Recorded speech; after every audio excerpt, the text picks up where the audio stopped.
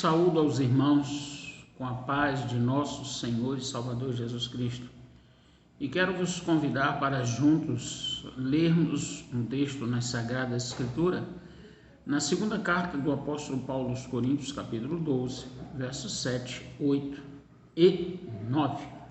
Diz assim a santa palavra de Deus: E para que não me exaltasse pela excelência das revelações, foi-me dado um espinho na carne, a saber, um mensageiro de Satanás para me esbofetear, a fim de não me exaltar, acerca do qual 3 vezes orei ao Senhor para que se desviasse de mim.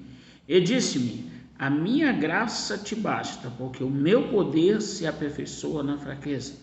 De boa vontade, pois, me gloriarei nas minhas fraquezas, para que em mim habite o poder de Deus.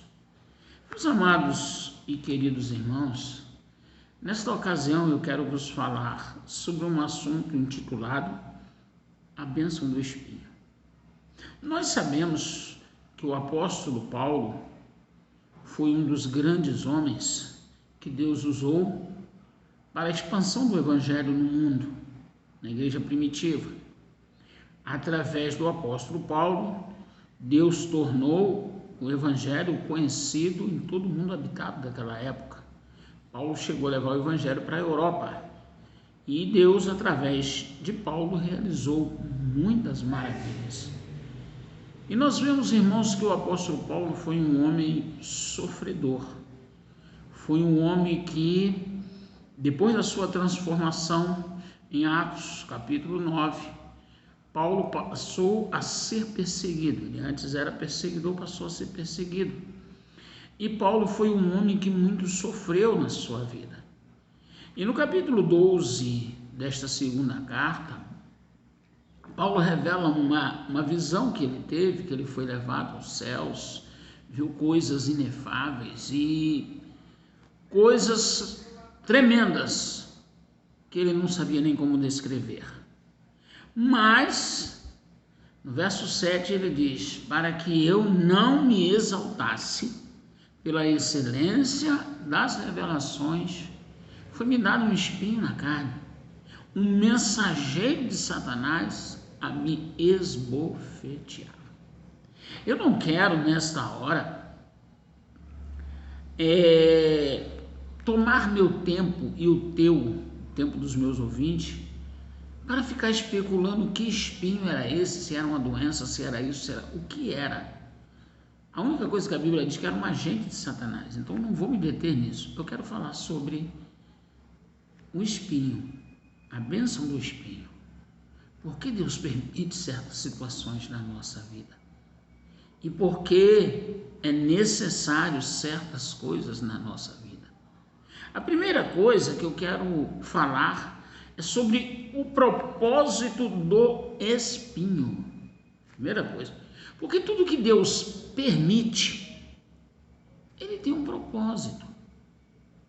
Qual é o propósito do espinho? Primeiro, lembrar a Paulo que ele era humano, que ele era um vaso de barro. 2 Coríntios 4, 7, Paulo diz: temos este tesouro em vaso de barro, para que a excelência do poder seja de Deus e não do vaso. A primeira coisa, porque Deus permite certas situações na nossa vida, certos agentes de Satanás, é para que nós nos lembramos que nós somos apenas um canal por onde passa o poder, a graça, a unção. Nós somos apenas vasos na mão de Deus e somos de barro. Barro é encontrado em todo lugar, barro é frágil. A excelência pertence a Deus. Então nunca se glorie. Se Deus está te usando, se Deus está te abençoando, se Deus está falando por teu intermédio, tudo isso Ele está fazendo é para a glória dele. A excelência é dele. Eu acho interessante quando Paulo diz para que eu não me exaltasse. para que eu não me gloriasse. No livro do profeta Jeremias, Deus disse através de Jeremias, a minha glória a outro não darei. Primeiro ponto, primeiro propósito, é para nós não nos exaltarmos, lembrarmos que nós somos pó e ao pó nós voltaremos. O segundo é lembrar que não é Deus que precisava de Paulo, mas é Paulo que precisava de Deus. Porque às vezes a pessoa chega a um nível espiritual e daqui a pouco a pessoa pensa que Deus precisa dele. Houve um pregador que pregou uma mensagem na Argentina, no estádio La Bombonera, e quando ele terminou, centenas de pessoas aceitaram Jesus, e um repórter veio entrevistá-lo, e ele disse: eu espero pregar em muitos outros lugares, porque Deus ainda precisa de mim. Foi ali que começou o fim do seu ministério. Entenda uma coisa, Deus não precisa de nós, nós precisamos de Deus. Nós precisamos a cada dia ser agradecido por ter sido escolhido por Deus para tomar o nome dele na nossa boca, para usar o nome dele, para falar no nome dele, para anunciar o nome dele. Mas Deus não precisa de nós. Quando Jesus ia entrando em Jerusalém, os fariseus disseram a Jesus: manda que os seus discípulos se calem, porque eles estavam: Hosana, bendito é o rei que vem em nome do Senhor. Jesus disse: se eles se calarem, as pedras vão reclamar. Nós, irmãos, é que dependemos de Deus, e não é Deus que depende de nós. Terceiro propósito do espinho era impedir a vaidade espiritual. Porque, irmãos, nós estamos repletos de pessoas vaidosas espiritualmente. Achei que Deus se restringe a ele. Me lembro, há alguns anos, estive numa cidade no interior de São Paulo e havia um anúncio: o homem de Deus vai estar no ginásio da cidade entre 6 e 9 horas da noite, e com ele vai estar a bênção do Senhor. Se você quiser ser abençoado, chegue entre 6 e 9. Se você chegar depois das 9, você não vai ser abençoado.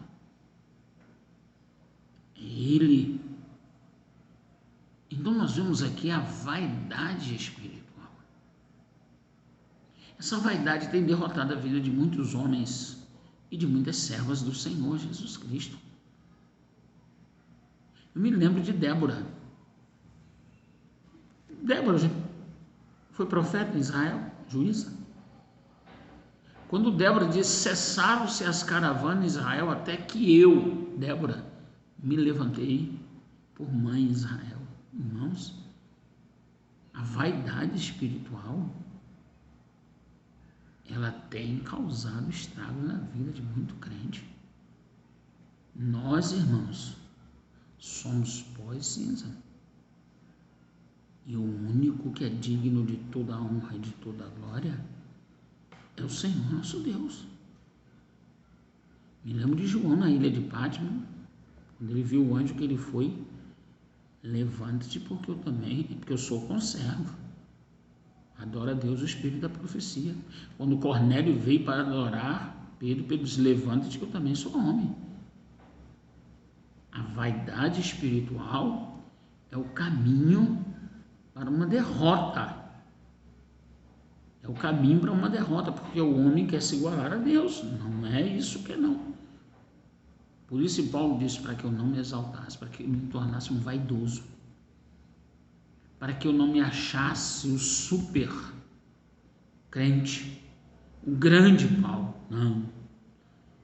Paulo era um homem que sabia o seu lugar. Em Romanos 7 ele diz: miserável homem que sou, quem me libertará deste corpo? O segundo ponto que eu quero observar é que o espinho é um agente de Satanás. Irmãos, quando Deus quer nos dar uma lição, quando Deus quer realizar algo na nossa vida, ele usa quem ele quer. Uma prova é essa, o agente de Satanás. Para Deus permitir que tudo acontecesse com Jó, com o propósito depois de exaltar Jó, de abençoar Jó, Deus usou quem? Satanás. Uma coisa que eu aprendi com o apóstolo Paulo, em Efésios capítulo 4, Deus usa quem dá lugar e o diabo usa quem dá lugar, irmãos. E eu ouvi um ditado uma vez que quando Deus quer realizar algo, ele usa até o diabo para atingir os seus propósitos. Então, o espinho é um agente de Satanás. A primeira coisa que Paulo revela é que ele causava dor e sofrimento, esbofetear.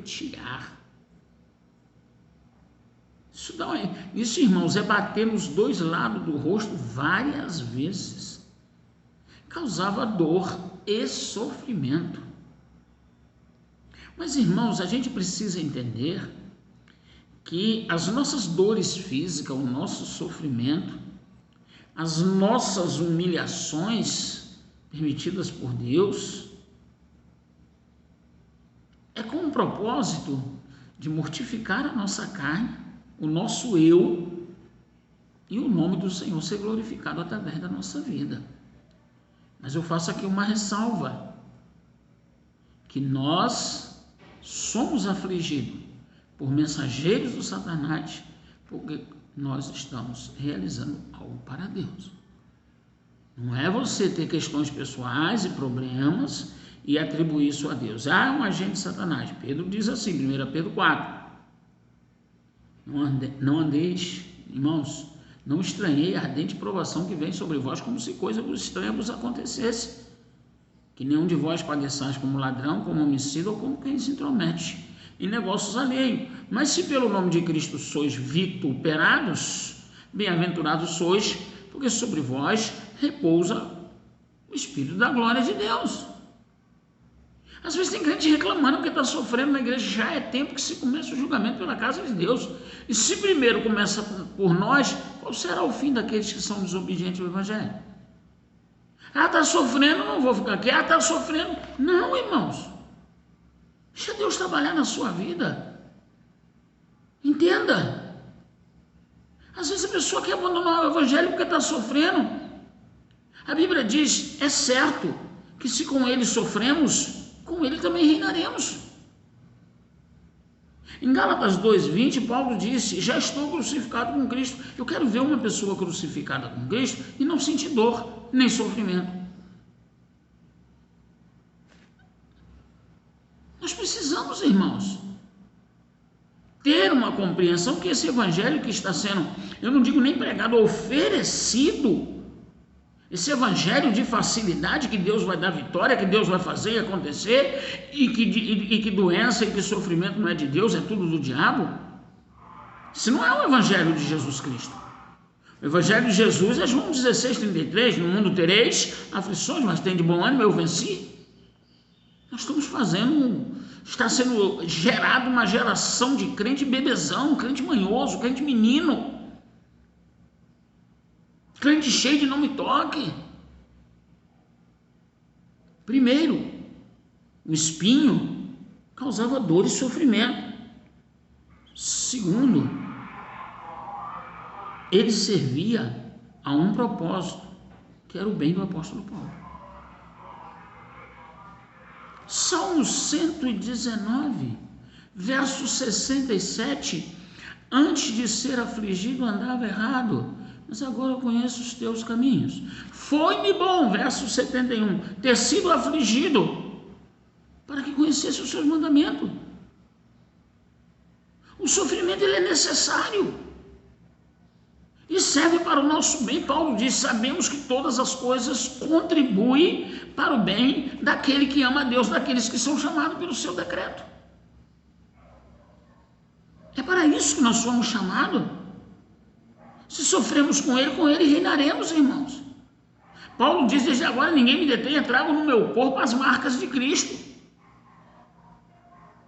Me lembro de um colega meu que usava um crucifixo muito grande no pescoço e dizia para mim, olha aqui, Luiz, isso aqui é Eu trago a marca de Cristo. Eu falei, de ser bobo, rapaz.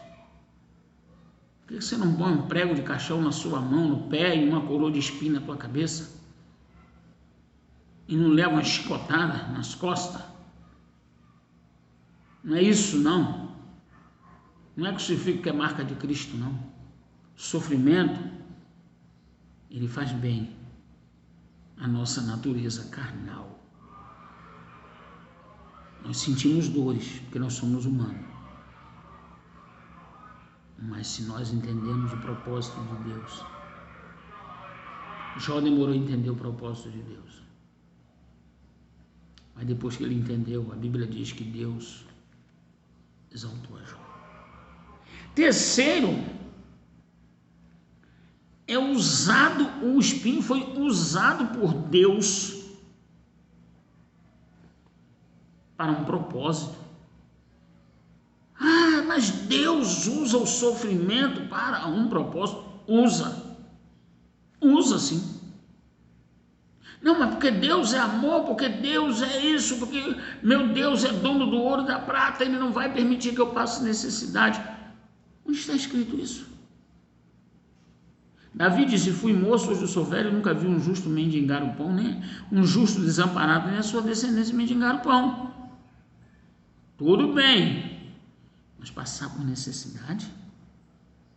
Passar por aflições? Muitas são as aflições do justo, mas o Senhor é livre de todas. É necessário que nós possamos estar na posição que Deus quer. E essa posição que Deus quer vem através do sofrimento. Terceiro ponto, irmãos, uma oração não respondida. Primeiro eu quero fazer um breve comentário sobre oração. Existem 3 maneiras de Deus responder a oração: sim, não e silêncio. Jó perguntou 2 vezes para Deus, Jó 10:2, faz-me saber por que contente comigo. Jó 23, se eu soubesse onde encontrá-lo. Deus esteve em silêncio. Porque Deus é soberano, irmãos. Ele responde como Ele quer, do jeito que Ele quer. Paulo orou 3 vezes, Deus ficou em silêncio. Senhor, tira esse espinho na carne. Ele, como homem, Paulo estava orando. E Deus manteve-se em silêncio. Então, irmãos, o silêncio de Deus, ele precisa ser entendido como a soberania de Deus. Deus não é obrigado a responder tudo que nós queremos. Quando aquela mulher rica veio até Eliseu, se lançou aos pés de Eliseu, que Geazi foi tirá-la dos pés de Eliseu, deixa. Ela está aflita e Deus não me revelou. Deus me encobriu um negócio. Deus não me disse o que está acontecendo. Será que Deus tem a obrigação de revelar tudo? Será que Deus é... Não, mas era o grande Paulo. Irmãos, não tem grande diante de Deus. Eu me recordo que Moisés, quando Deus disse que não ia mais junto com o povo por causa do bezerro de ouro, Moisés falou, Senhor, se eu tenho achado graça aos teus olhos, quando vá com o povo, Senhor, Moisés, tu achaste graça, eu vou. Moisés, Senhor, mostra-me tua face. Moisés, filho, eu vou te colocar ali na fenda da rocha, tu vai me ver passar, tu vai me ver pelas costas. Quando Miriam ficou leprosa porque se rebelou, é outro assunto que eu em breve quero falar com os irmãos. Quando Miriam se rebelou, Moisés disse, Senhor, cura minha irmã. Porque tu achaste graça aos meus olhos, curou. Quando chegou a 3ª vez que Deus disse, tu não vai passar o Jordão, sobe, vê a terra que será recolhida ao teu povo. Moisés, Senhor, se eu achei graça, não achou mais não. Moisés falou 1, Deus disse não, 2 não, na 3ª disse, não me fale mais sobre isso, para que a minha ira não se acenda contra ti. Irmãos, por mais que você seja abençoado, por mais que você seja usado, Deus não tem obrigação com você, nem comigo, nem com ninguém. Tudo é pela misericórdia de Deus. Às vezes tem pessoas que dizem assim, não, papai tem uma coisa comigo, meu pai celestial, eu fui escolhido desde o ventre da minha mãe. O que eu tenho ouvido de bobagem sobre isso? Quando a Bíblia diz, humilhai-vos debaixo da potente mão do Senhor, que a seu tempo ele vos exaltará. Terceiro ponto é a resposta de Deus. Gente, você já fez uma pergunta a alguém e recebeu uma resposta totalmente diferente daquela pergunta que você fez? Foi isso que aconteceu com o nosso amado Paulo. A resposta de Deus foi surpreendente. 3 vezes ele pediu para Deus tirar o espinho na carne. 3 vezes. Na terceira vez, Deus, não, a minha graça te basta. Eu não vou tirar este espinho na tua carne, mas eu vou te dar graça para você aprender, conviver com ele e ele não afetar a obra que eu tenho na tua vida. Quantas pessoas que querem fazer a obra de Deus, mas querem ter uma vida perfeita, uma visão perfeita, uma audição perfeita, uma dentição perfeita, uma oratória perfeita, um corpo perfeito, saber dirigir, ter um bom carro. Não é assim, irmãos. Deus usa as coisas que não são para confundir as que são, irmãos. Foi essa compreensão que Moisés teve errado. Senhor, eu sou um homem pesado de lábios. Envia outro. Isaías disse, ai de mim que sou homem de lábios impuros. Davi era o menor da casa. Jeremias disse, eu sou uma criança, não sei falar. Mas não foi Deus que fez a boca. Não foi Deus que fez o olho. Não foi Deus que nos fez. Será que Deus não sabia do problema de Jeremias, de Isaías e de Moisés? Deus foi pego de surpresa e escolheu o homem errado. Não, irmãos, ele é soberano. Senhor, eu não sei ler. Senhor, eu não sei escrever. Senhor... Não, irmãos. Quando Moisés estava diante do Mar Vermelho, Deus perguntou, Moisés, o que tem na tua mão? Uma vara. Toca o mar. Deus vai te usar naquilo que você tem. Deus não tem. Se Deus quer me usar, então Deus tem que me dar isso, fazer isso, me curar disso, daquilo, daquilo. Não é assim que Deus trabalha. Irmãos, em quarto, em último lugar, é que nós precisamos entender que a graça é o bastante, suficiente. A minha graça te basta, ou seja, é o bastante. Você não precisa de mais nada. Você precisa da graça. Há um hino que eu gosto de dizer, eu dependo da graça de Deus para viver. A graça foi o suficiente para nos salvar, pela graça sois salvos mediante a fé. A graça é o favor imerecido de Deus. E falando sobre o espinho na carne, a graça é a capacidade de suportar as adversidades e mesmo assim continuar dizendo, Jesus é bom. Será que você pode dizer, Jesus é bom? Mas eu estou com dor na cabeça, eu estou com isso, eu estou com aquilo, eu tenho problema de vista, eu tenho isso. Mas Jesus é bom. Mas Jesus é bom. E concluindo, entendendo o propósito de Deus, em primeiro lugar, eu preciso aceitar a vontade de Deus para a minha vida. Porque, na verdade, o plano original de Deus para mim, quando Ele me salvou, é de me levar para o céu, irmãos. Ah, Deus me salvou porque Deus precisa de mim, porque Deus tem uma obra. Não, Ele me salvou, me libertou, escreveu meu nome no livro da vida para me levar para o céu. Enquanto eu estiver aqui na terra, estou à disposição dEle para ser usado como Ele quer, da maneira como Ele quer. Mas o propósito dEle, volto a dizer, é me levar para o céu. Para isso Ele se manifestou. Para separar um povo para si. Tanto que João 1:12 diz: todos quanto o receberam, deu-lhes poder de serem feitos filhos de Deus. Tem pessoas que acham que Jesus salvou ele para ser vaso, para profetizar. Não, Jesus te salvou para ir para o céu. Desse por satisfeito de ir para o céu. É isso que eu quero. Ser usado aqui, louvado seja Deus. Mas o meu principal propósito é ir morar no céu. E tem pessoas que se exaltam por ser usado por Deus e acabam colocando em risco a sua salvação e a sua ascensão aos céus. Propósito de Deus. Primeiro eu preciso aceitar a vontade de Deus. A vontade de Deus, a primeira parte da vontade de Deus é a minha salvação. Porque Cristo se manifestou para desfazer as obras do diabo. O diabo veio para matar, roubar e destruir. Jesus disse: eu vim para que tenha vida e vida em abundância.